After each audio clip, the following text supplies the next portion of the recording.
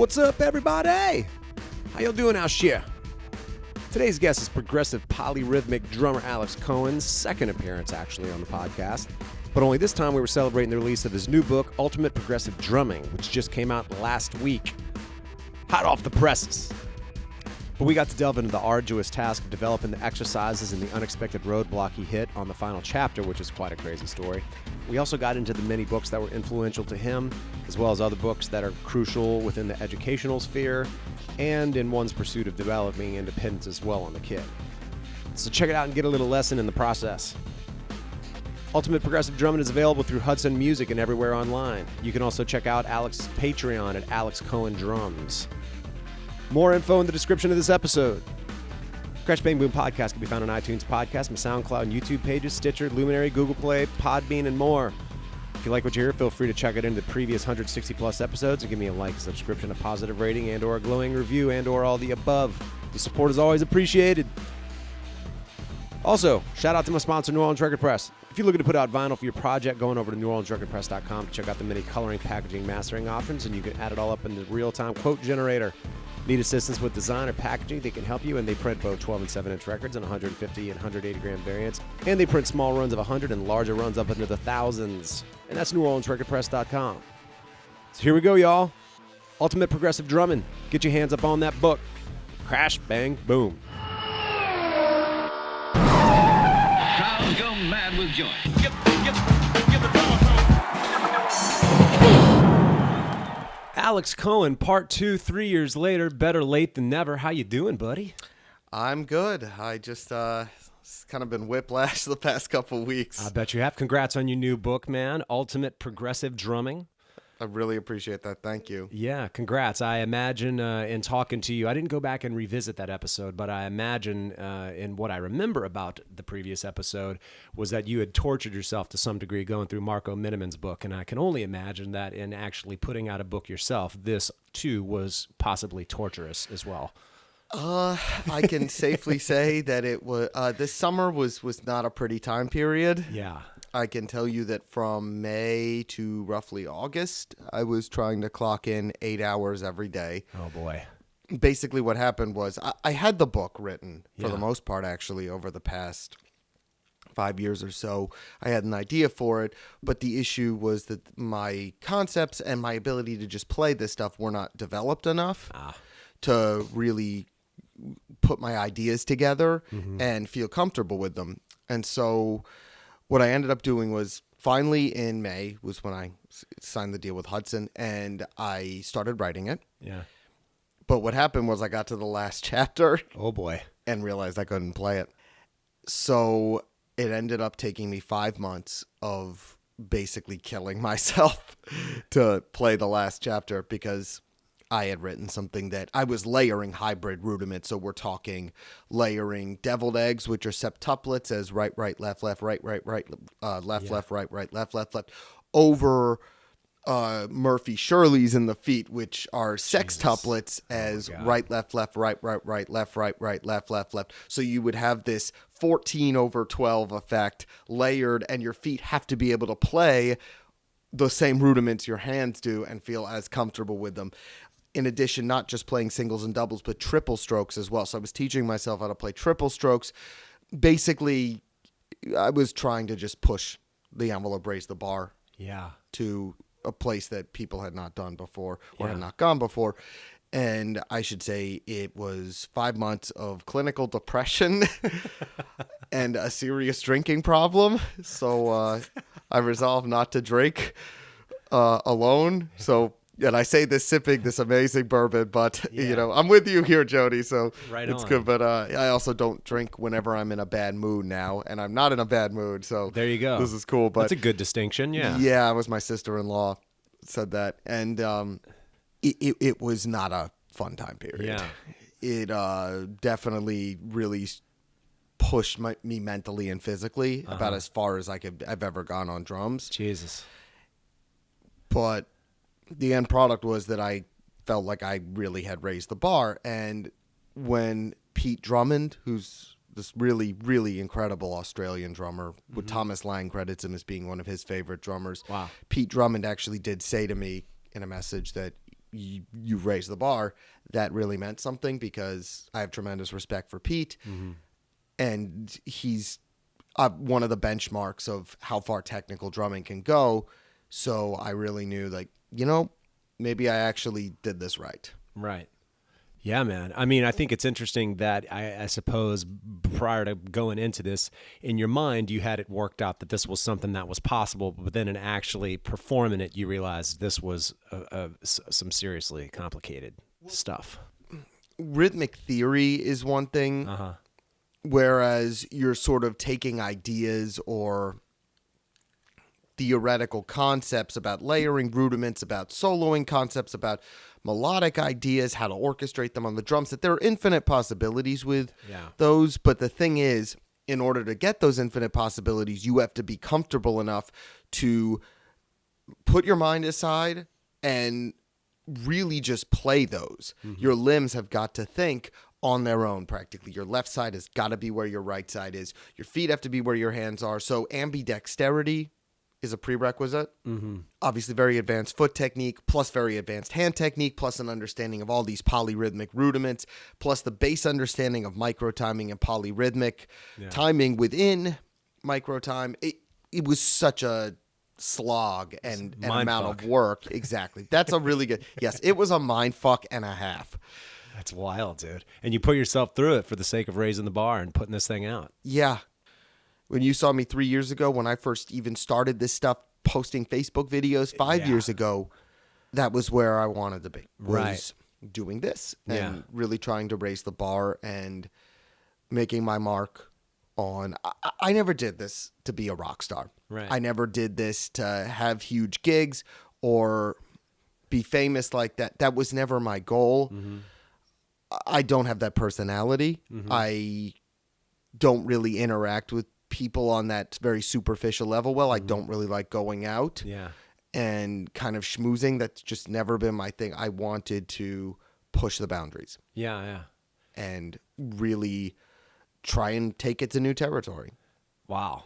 And so the process from start to finish, I would say, I mean, it sounds like that last chapter, which was as we were referring to it as the mindfuck. If that was 5 months, what would you say the full time was from when you sort of started to really commit to doing this to actually putting the book out? Probably 10 years. Holy moly. Since when I was in college was when I really seriously started studying independence.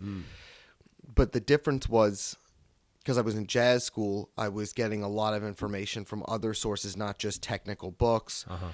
So guys like Ari Honing, like Dan Weiss, imparted other knowledge that was very important in, I think, the development of this and of me developing my own take on it rather than just doing what Marco Minnemenn or Thomas Lang or Gary Chester or Marvin Dahlgren with four-way coordination did. I didn't want to just regurgitate stuff. And that was a big part of me trying to kind of come up with my own system using the rudimental ideas that guys like Billy Drummond, Dan Weiss, but other guys too, like Tobias Ralph, like Kenny Growski, guys that I had hung out with at that time and really looked up to when I was my early 20s, late teens. I took from them as well those ideas. Tobias was very influential in that idea of always keeping that backbeat, because Tobias will go off with a lot of stuff, but you'll always hear this 2 and 4 happening. And I think that's what separates him from a lot of these guys that just play tons of notes, but you have no idea what's happening. And that was a big part of where I wanted to take this book, was to create it, to ground it in a sense of musicality and ultimately groove, and make it feel more applicable than just punching numbers. Sure. And I think it should be mentioned for those that aren't familiar with you or didn't listen to the other episode or whatnot, as someone that is on the spectrum, that I think being, I guess it's Asperger's, I suppose. Yes. I think while that could be a blessing and a curse, I think in your instance, it is, if you ever were able to turn it into a blessing, I think you've had a very unique ability to sort of have this sort of myopic diving into really intense stuff and pushing it that I think most people would probably break at. And at times it sounds like you did as well. I did break a few times. Just of course. There were a few. I could say that having that myopic approach and also having a way with numbers. I've been able to internalize information very fast. Right. Tobias talks about it like I can get something in 5 minutes that would take someone else, that he's like would take me a week to get this, and I can pick it up in 5 minutes. Right. That's not me tooting my own horn or bragging. Right. That's just the fact is I just can take information in very fast. Right. And my brain does not shut off. Yeah. So I'm always computing this stuff. And when there are always numbers and ideas kind of going through your head, you're basically just putting it down on paper and then just teaching your body to do what your brain is thinking. Right. But the problem is that when your brain is thinking literally it's almost like I think polymetrically that way. My brain almost thinks with several different things happening. Yeah. And that was a big part of the development of this, is that just physically I wasn't able to execute the ideas that I wanted to execute. Right. So that was the 10-year process of getting to that point. And that's the Asperger's coming into play again. That's why I don't really go out and schmooze with people. I don't like making small talk with people very much. I don't like acting superficial with people. That's just not me. Yeah. And I can understand why there are people who I know that get great gigs. And that's because, a lot of the time they're wonderful people and they're really easy to get along with and they're really personable. They're good players, but they're just, you could be on tour with them and they're chill. They don't get stressed. And it's absolutely who you want on tour. Absolutely. And that's, I see that, whereas other people would get angry or jealous. I see it as just sort of something that is one of my kind of shortcomings, is that I don't take stress or change very well. Right. And I like things to be in order. Of course. And kind of consistency, which lends itself to playing. I think that's kind of the way I play, is kind of translates that way. Yeah. But at the same time, it definitely... It makes it so that touring is very hard for me. I imagine. And it's hard for me. Fuck. yeah, and being around people for extended periods of time is very hard for me. So I prefer the company of drums to people, basically, sometimes. Right. Actually, a lot of the time. And that was why I was able to sit in a practice room like that for just hours and hours and hours and grind this stuff. And when I look back 5.5 years ago at the first videos I was posting, it just sounds like amateur hour to me. It was so rudimentary and basic, and it just didn't sound like real music or ideas, or it didn't flow. But it was in its infancy at the time, and I think that was all very central to expanding on those ideas that I was taking from Marco's book, that I was taking from Thomas's book. But to go back to what you said, yes, the Marco book drove me to 2 mental breakdowns. Jesus Louise. Yeah, he has 2 books, and the first one drove me to 2 breakdowns. Wow. That's crazy. And man, he's one of those guys that I watch, and there's a few things you mentioned it earlier, but I think we could reiterate it, is that to get into some of this stuff, the degree of rudimental basis and just a strong foundation and just muscle memory, so to where you can just sort of navigate this stuff, has to be there. And when I watch somebody like Marco Minnemenn just talking about polyrhythms and really separating limbs and just playing different counts against each other and whatnot, it's pretty uncanny the way that he can play it, describe it, do the whole thing. He too seems like one of those guys that, I wouldn't be surprised if he's somehow on the spectrum, nor Thomas Lang, but I don't know that they are. I don't you know what I'm know saying? that they are. Tobias knows Marco and knows them, and he said that, while Marco has his quirks, he doesn't seem like, he seems a little more socially adept. Yeah. I believe, not to judge, but I do believe Virgil, maybe, from what I've seen. Yeah. Or at least in the interactions I've had with him, I've definitely seen similarities with the two of us. Right. That's interesting. Yeah. I don't know, but I can tell you those type of people, if you have it, you are predisposed to myopic focus and to this obsessive compulsive need to, you're always thinking about this stuff. And therefore you get these guys that are doing this type of stuff. Yeah. But there are very few people that just want to put in the work to do this type of stuff. So much work. And it really just does come down to the people who just put in the time and put in the effort. And it's a lot of laughter, tears, grief, happiness, everything in between, for me at least. Yeah.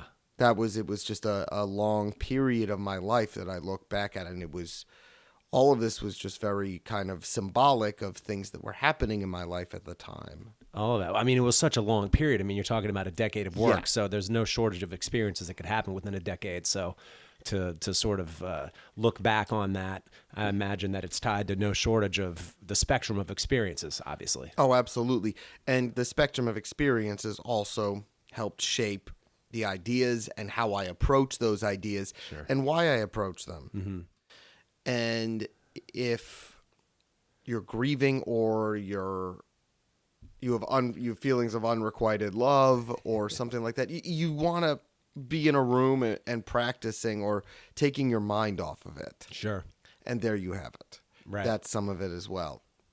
Well, whatever drives you, there are many forces, obviously. And if your conduit ultimately is drumming, then that's what you'll seek out after that. Well, exactly. And when you do have a lot of those forces and they're compelling you to do so, you will pursue some of these ideas. Right. And at the time, I think I just voraciously wanted to prove something to myself, maybe to others, but honestly, probably to myself more, that I could do it. Yeah. And, when I was in my mid-20s, I just didn't feel like I had much going for me. I kind of was questioning what I was doing in life. Was that when you were in jazz school? No, jazz school sucked for a different reason. Right. Most things it was a rocky road, I'll put it that way. Sure. The spectrum is not kind to people. I should say let's say for every Alex's iPhone video or Alex's book that you see, there's a lot behind that. Of course. And a lot of it's not great. Right. And that was, I think, a big part of this was finding a purpose in life, a trajectory, and trying to just gain acknowledgement or gain the respect of my peers or people who I had studied with or I'd grown up with or looked up to, and try and be better than I thought I was. Try and validate myself. Right. Put it that way. Yeah, I hear you, man. With some of the guys that I studied with, I remember one of the books that I went through with my drum instructor, and he had mentioned that a lot of what he taught was from it. I believe was that New Breed book. If you would think about like some of the top 4 or 5 books that are taught in colleges, what would you think that some of those are? I mean, that could be as all the way from like stick control to New Breed to whatever. I mean, okay, so the thing is like when you have jazz programs, let's say they're a lot of the time they're very set in the way of stick control, of Cerrone, portraits and rhythm for classical snare drum pieces. Mm-hmm. You would have Will Coxon for the exercises that old jazz drummers did.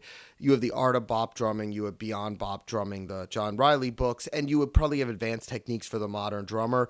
So we'll include the Riley books together. So the 5 books, probably for me, okay, you know what, we won't include the Riley books together. The 5 books would be Art of Bop Drumming, Beyond Bop Drumming, Advanced Techniques for the Modern Drummer by Jim Chapin, probably the Will Coxon book, and I'd say Stick Control. yeah. And past that, then you would probably have something like New Breed teachers that get more into that. New Breed, Syncopation as well as another one. Syncopation's a big one. Yeah, so there are a lot of different ones. Yeah. But I'd say New Breed is definitely more for people looking to start doing the studio thing or more the comprehensive study or are looking to take their independence further. Right. Because New Breed was a series of systems that Gary Chester developed. Yeah. And they were based off of this idea that you were really evening yourself out and getting comfortable with all these different phrasings and ideas. Right. So I think New Breed is a little kind of a step above in that way. If you do it correctly, I'd say the ones that I encourage people to do first are stuff like Syncopation, like the Riley books, stuff that typically are taught in college. Then I would say do New Breed, do 4-Way Coordination by Marv Dahlgren, that type of stuff, that sort of prep course, which is what I consider it the prep for then the Thomas Lang books. Right. And the Virgil Donati book, which are then for me prep for the Marco Minnemenn books. Wow, so that's the pyramid. That's the pyramid, how I'd say to approach it. Wow. The reason I say the Virgil book is, and I'd also say take stick control and do it in your feet before even approaching those other books, the Thomas Lang, the Marco Minnemenn book. Right. And increasing tempos. Exactly. At that. Yeah. So, And then while you're at it, do the Derek Roddy book as well, just to understand the endurance aspect. really interesting. Wow. There's so, a so many long books. list of books. Yeah. And I did put that in the front of my book where I did put a disclaimer saying you might want to work on these before diving into this, Yeah. because I find that it's beneficial to really get the foundations together before trying to You have to. jump into some extremely advanced stuff. Yeah. Well, that's an interesting thing about your book, that one that you would preface it with that, but also in the earlier chapters, you kind of ramp up into what ultimately becomes, obviously quite complex. But maybe that's a distinction between your book and maybe some of the Marco books or the Thomas Lang books, in that jumping directly into them. Sometimes you might need to ramp it up a little bit and have a little bit of a primer in the book to ease you into it, because I imagine that stuff's pretty complex. It is the Marco and Thomas stuff is extremely complex, as well as just being obviously extremely technically and physically and mentally difficult. That's why I just wanted to start people off with some basic unison, some side-to-side independence, just getting the idea in your head that you need to start getting comfortable with these unorthodox limb combinations and body mechanics. Mm-hmm. And I guess, were there any teachers that taught you this kind of interdependent stuff, or was it more or less you dive into the books? And the reason that I asked that is because really my introduction to it, and I didn't even realize it, it's more in hindsight when I think about it. I have a little bit of that. You go so far out into it, but just practicing like Afro-Cuban rhythms, and just the fact that the bass drum isn't on one and three or whatever, and that it's in an odd place, and you were playing rhythms against each other. Venturing into that was how I kind of got into it, which was kind of cool, because also, and it's something that I've mentioned before, what's interesting about that Afro-Cuban approach on the drum set is that it's not traditional drum set music anyway. So there is going to be a little bit of interpretation anyway, and a little bit of leeway, but it's kind of like if there were 3 or 4 guys playing these rhythms, that's kind of what you try to do. But in doing that, that's kind of where I learned it. But it was kind of within a musical context, which was cool. But I just never had a teacher that was like somebody like you or somebody like that to really like show me this other Jason Gianni at the Drummers Collective was the first who really got me into that when I studied with him over a decade ago. It was probably about 12 years ago. I first studied with him, and he really turned me on to that stuff. Yeah. Then in college, Dan Weiss and Ari Honing had their own approaches. Dan Weiss especially because he's really into the Indian percussion, and so Dan's sense of micro timing is impeccable. Ari's sense of time, because he's very into modulation and very into overlapping sort of groove. It's modulation, but it's the way the modulations overlap and still sort of connect. And he's very into accuracy with his micro time and all of that. Yeah. Those guys were really important for that. And especially studying a lot of the jazz with Dan and Ari was also very seminal in that, to sort of hear how this could connect musically as well as technically. Then combining Jason's stuff with their stuff was the beginnings of it. Then it was just the fact that you just need to then take it further in the sense that ambidexterity came into play. Whereas, because if your left side is going to play a whole separate melody, it had better sound like your right side, which is playing the contrast to it. Right. Or if you're going to play 4 different rhythms, let's say in each one in each limb, let's say that your left foot isn't just playing quarter notes or on 2 and 4. Let's say your left foot is doing like 3/16, like dun da da dun da da dun da da da. You got to be able to do that in your left foot. You need to be able to do that in your left hand. That's where the ambidexterity part came in, and that's when I started really exploring that. Was probably about 7 years ago or so to really try and get the ambidexterity part. Yeah. It's interesting you mentioned Dan and Ari, both guys that definitely work within, I would say, pretty exclusively kind of the jazz world. The funny thing is, and I can tell you this, when I first met Dan, I've had my first lesson with him. I walked to the door where the lesson was. Door opens. There's Dan in his Meshuggah t-shirt. I know he loves wearing metal t-shirts. Yeah, and I've got my Cephalic Carnage shirt on, and Dan looks, and I look at him and go, "Nice shirt." And he looks at me and goes, Yeah, you too. Good band. That was one of those moments, like, awesome. And Ari makes his students transcribe the rhythms off Meshuggah's Chaos Sphere. That's awesome. Yeah, it is.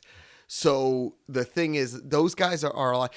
Dan especially. The thing that's funny about him is Dan is actually very steeped in that stuff more than people think. The first time I ever met Dan, The fact that he's always wearing metal shirts, I was like, what's up with this dude? And I'm supposed to talk to him. Knock on wood, it's supposed to happen. So that's one of the things that I want to talk to him about. yes, and the thing about Dan, that the first time I ever met him, he had a bag over his head and was playing shirtless in Bloody Panda. Oh, really? He was playing in Bloody Panda, yeah, the doom metal band. Crazy. Yeah.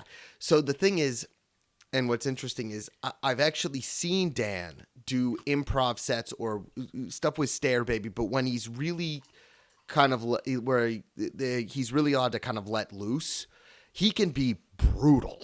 Wow. And I mean brutal. Wow.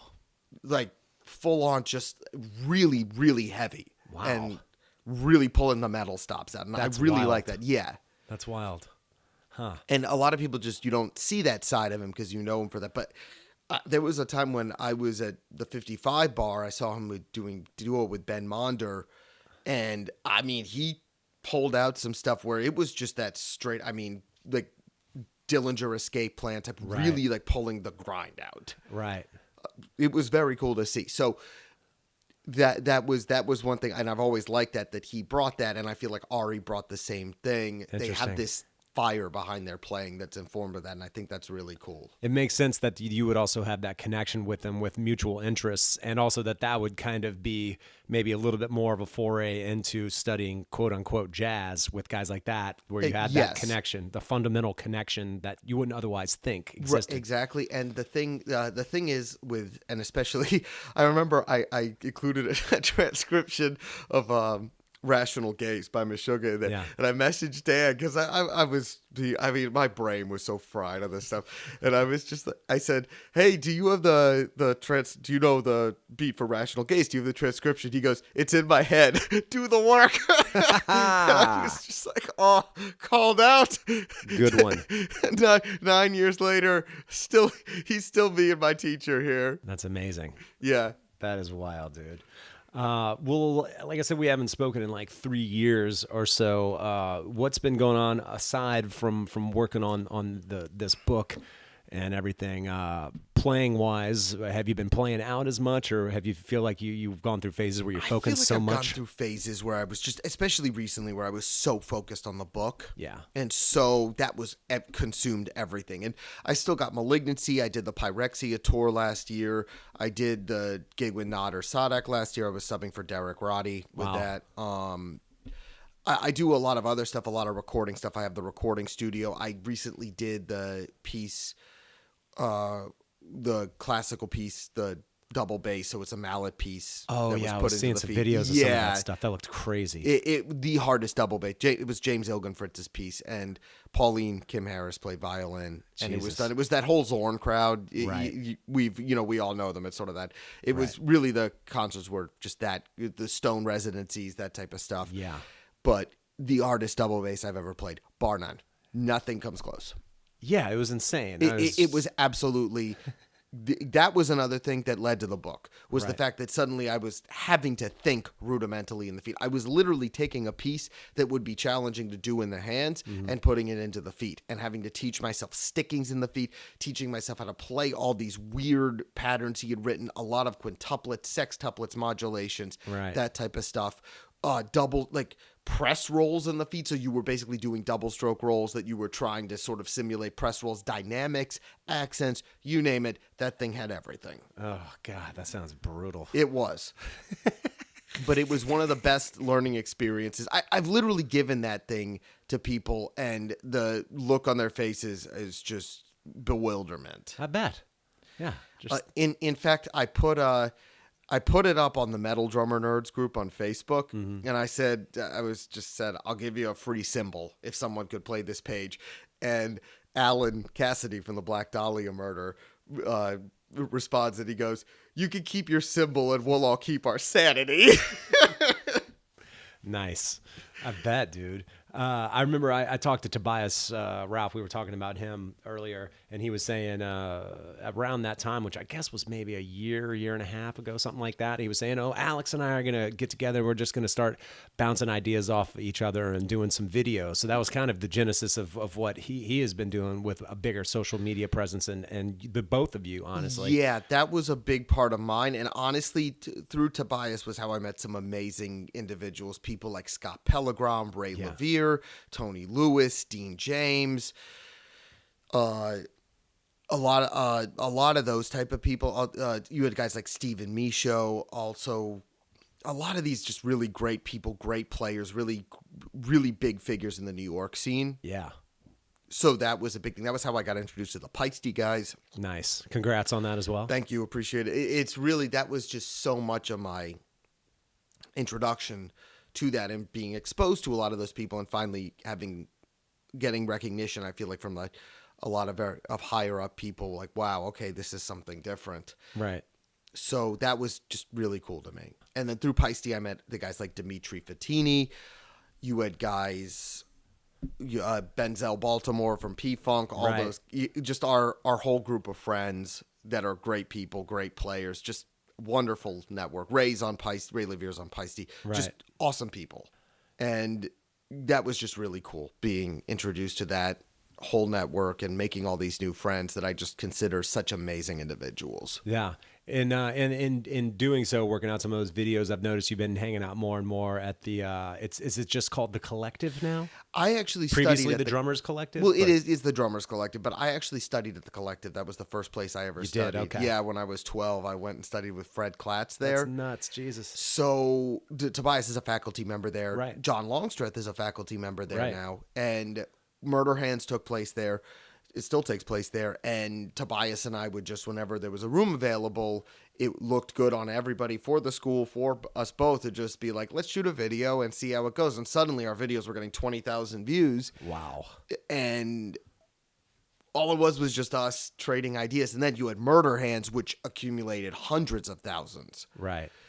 And the Murder Hands stuff was really something that just was impromptu because it was just us, four friends pushing each other and just coming up with exercises together. And then you had four people all doing different stuff. Mm-hmm. You had myself doing the numbers. You know, John obviously has more speed than any of us. Yeah, his single stroke shit is out of control. His doubles, singles, his flams. Right, everything. I mean, absolutely just, he can light that pad on fire. Yeah. And you had all these different people. We were all challenging each other. And that's how we came up with these exercises. And then suddenly what we realized was, wow, this is a whole curriculum here. And this is, suddenly people say this stuff is amazing. And really all it was just four guys on pads. It was Lou, Santiago Jr., myself, John, Tobias, just us on pads. Yeah. Just us coming up with stuff because I was getting bored fast working on those, and it helps to work with your friends on this stuff. Sure. And then it evolved into Murder Hands. I got to come to one of those, man. I got to do it, man. I'm going to issue a warning beforehand. The new stuff is really hard. Oh, boy. The new stuff is very difficult. Really? We have distinctly designed some stuff that is really taking it to the next level. Oh, boy. John has created a finger control exercise that is just brutal. Really? Yeah, and then we've had some unison flam material right now, which literally when I'm done, my wrists are just limp. Really? Oh, my God. Oh, it is brutal. We call it Murder Hands for a reason. Right. And I always said, like, we try to make it live up to the name. Sure. Absolutely. And, you would have guys coming into that too. You would have guys like Anthony Barone from Shadow of Intent, Beneath the Massacre. You had guys like Stephen Kramer, really great players coming in. And it was just this awesome hang and this awesome group of people. And everybody was really pushing each other with that. And that therefore pushed me too. Murder Hands was a big component of me getting my hands to the next level, because obviously you have John there just like burning singles at 240 and not even breaking a sweat. And, meanwhile, like I'm killing myself to even try and do that. It's an inspiration there. Sure. Man, it is crazy watching John Longstreth, just the speed. It's the speed. It's also the power of it. Yeah. And it's the relaxation. of That's it. a big one. John can sustain that stuff, and that's the difference. Is like it's not burst speed with him. It is he can just run those singles like that. Yeah. And that's a big part. And he emphasizes this. Derek Roddy emphasizes this, where you want to play intermediate tempos for long periods of time rather than just do bursts of speed, because then you'll burn out fast. Right. Whereas those guys can do that for an entire set. That is a big part of, and that was a big part of Murder Hands as well, where these exercises would go on for 15 minutes at a time. And so you have all these guys saying, oh, I can play 270, I can play 265, whatever. I can do 300. For like 10 seconds. But I was like, you know what? 185 is going to feel pretty damn fast when you get to the 10-minute mark of one of those Murder Hands exercises. Clearly. It's Holy like moly. 180 is pretty damn fast to hold that. And John would, at the end, we do burnouts, which were 3 minutes of single strokes at 210 or 215, and it was excruciating by the end. Like, you'd walk, I'd go home and literally, like, I couldn't even pick up a drumstick. Oh, God. My hands were so shot. You're lucky you didn't fuck yourself up doing that. No, it was good because we were very conscious of the difference between tendon pain and muscle pain. And for me, I have avoided injury by trying to use proper technique, but it really was just, these were muscle builders, just like we were doing calisthenics. Yeah. Basically. Wow, dude. I was talking to Adam Jarvis, who plays in Misery Pig Destroyer Index. and Misery Index and Yeah. everything, and burning drummer for sure. And we were both saying amazing. that we had seen Ash Pearson from Revocation recently, and man, I was just watching him, and it was so effortless once again. And it's not like he was playing the fastest, but he was playing some fast shit and like super dynamic, great chops, great groove. He was super relaxed while he was doing it the whole time. Like, it just had a zen-like quality about him. Oh, Ash is great. I mean, And Ash is God. a great player. There's a whole generation of those guys. That generation, I feel, Ash, I think, is he is older than me, but this generation that's sort of like that 35 to 25. Now you have guys like Bryce Butler, who plays with Abigail Williams, who played with the Faceless. Yeah. He's been subbing with Shadow of Intent. You have Anthony Barone, who did the Shadow of Intent record. You have Gabe Sieber, who plays in Decrepit Birth. He subbed in a lot. He was with Abbott for a while. He's done a lot of different things. You have Ken Bendine from Aborted. You've got this whole generation of guys that have just grown up listening to a lot of this very tight, in a lot of ways edited stuff, but they've taught themselves to play like they're edited. Right. And you hear these guys play, and it's that same thing. And that's, I think, really cool, this inspiration that's come from that. Mm-hmm. And that's certainly, I mean, that has been a big influence on me, being around those guys and watching them play and trying to take pointers on how relaxed they are. I mean, you see Ken plays with a board and coasts at like 280. Wow. And you then have, I mean, Bryce, I've definitely seen Bryce push 250 in the feet. Wow. Solid, like clean, consistently. Gabe, I've seen blast 250, no problem. Yeah. Anthony's the same. I mean, Anthony can crank 280. I've seen him do it. All those guys can just burn. That's nuts. Yeah. So you then had that, and that was a thing for me as well, was that all those guys, Ash, too, have this very tight kind of muscular feel that I think comes from growing up with that sort of sound. And I think there you're looking at the benefits of that very tight, polished sound, was the drummers that kind of came out of that. I would agree. That's a good way of looking at it, because oftentimes when listening to it, it sounds so overly produced and kind of sterile at times that it's not so much enjoyable for me. It's the pendulous nature of the world in which we live. But I talk to a lot of guys who are like, we don't even do click tracks in the studio. We're not editing anything. Now, granted, they're not playing such technical stuff, but that is sort of the other pendulous side of it, where they're like, y'all can do that. We're kind of doing this thing. We're going old school on this, and I dig that too. I do as well. And I think there's merit to both. Yeah. And I think, everything has its place. Decibel Omega is Decibel Omega because it has that looseness and it's Right. brilliant. Yeah. Foss is one of my favorite albums. Paracletus is another one. I love Decibel. I love a lot of that kind of looser black metal stuff. But at the same time, I also love listening to Origin or Right. listening to Obscura with Sebastian Lanzer. Or you have bands like that where the guy's fast, he's super tight. He's just absolutely on it. So Yeah. I think there's a lot of merit to both. And it's sort of the... why you would have like Elvin Jones playing jazz was very different than Philly Joe or Roy Haynes playing jazz. Yeah. And Roy and Philly were much crisper, had a very tight sound. You know, Roy Haynes was called Snap Crackle Pop for a reason. Yeah. And then Elvin had that sort of trapeze effect, Right. the looseness of it. And I feel like that's the same lesson to It's be an learned interesting there. correlation, yeah. That's how I see it. Yeah. And that was, I think, a big part of it, at least for my journey through metal, especially because I do a lot of it, and trying to well, I'll be the first to admit, I am so far from the fastest guy out there. Yeah.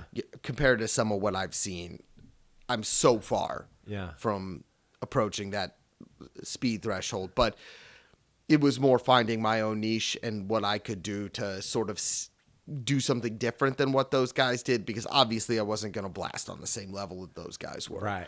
So I just tried to find my own sound and kind of find my own sort of style of playing it that I could get around the fact that I was definitely not in that category. Right. I hear you, man. Okay, so there, I'm a self-admitted hack. You got it. Well, shit, Alex, it was fun talking to you, man. Once again, many congrats on the book. I know you worked your ass off to get it out there, and now it is out there. So, I imagine that is one more weight that is now off your shoulders now that it's gotten out there. But I mean, damn, there it is. That's pretty killer, man. Yeah, there was almost when it came out, there was almost this. I almost had this bewildered sense to me, like, where do I go now? Yeah, right. What am I going to do was just now? so You've been much working of- on this for so long, right? Everything went into that, and suddenly it was just okay. Wait, what do I do What do now? you do with yourself now? And getting the quotes from guys like Charlie Drayton, from Derek Roddy, from Jonathan Mover, from getting those quotes from those guys, suddenly, you know what's funny is that back in middle school, being, the autistic kids always get picked on. Right. And I was always that dweeb trying to fit in with the cool kids and failing miserably and being picked on. And now I still feel like I'm the dweeb trying to fit in with the cool kids again. And But now the cool kids are still recognizing that you put this out there. Yeah, but I still which is feel like cool. I'm like the geek trying to sit at the cool kids table when I'm at NAMM. Right. And I always feel that way. I'm still that dweeb. And I really feel it takes a certain type of dweeb to come up with this stuff. Of course. So Once again, man, you harnessed it and made it a blessing. I think, social media has been great that way for me, in the sense that I've been able to connect with people who are just such amazing players. Pete Drummond, Ramon Montanier from Brazil, Steve Michaud from New Hampshire. You have these guys that are just incredible. And that just being able to do that and be inspired by them and kind of get their support and feedback was also so essential to this. Yeah. And then at the same time, you have all the metal guys like Trent Kelly from Unmerciful, Bryce, Gabe, all those guys, Alan from Black Dahlia Murder, as I said, and other guys too. You have Nate Berjard from Wounds, tons of these great players that were so supportive and helpful of this stuff. Yeah. And that to me just really meant so much. I hear you, man. So hell yeah. Thank you for your support as well, man. Of course, dude. Great getting back, man. 3 pleasure. years, a lot has been happening. I know. But here we are, geeking out about drums. Surprise. Nothing's changed. Right on, Alex. Good talking to you, buddy. Likewise, bud. Always. All right, everybody. Thanks for tuning in as always. And thanks to Alex for catching up for a second time. And of course, congrats on the book. Ultimate Progressive Drumming out everywhere. Get your hands up on it. Catch you on the next one. Crash, bang, boom.